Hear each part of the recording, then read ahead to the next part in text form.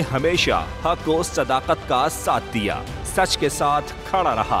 हम हैं मिसाल अब्र, मगर इस हवा से हम डर कर सिमट ही जाएंगे, ऐसे भी हमने। बड़ी मुश्किलात, बड़े बड़े चैलेंजेस, सिर्फ बोल खड़ा रहा, बोल डटा रहा। है उसकी आदत डरा रहा है, मेरी फितरत डरा नहीं हूँ मैं, और ये ईमान की ताकत की वजह से। सहाफत पर जब भी कड़ा वक्त आया, सिर्फ बोल खड़ा रहा, आवाज उठाता रहा हकीकी सहाफत के लिए। इंशाअल्लाह अल्लाह बेहतर करेगा, हक बातिल पे गालिब आके रहेगा। बोल को है जरूरत अवाम के दुआओं की।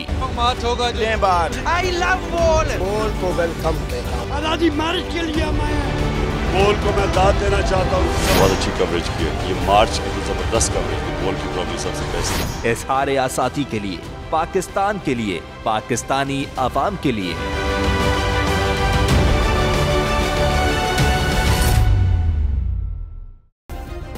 सब्सक्राइब करें और बेल दबाएं ताकि कोई खबर रह न जाए।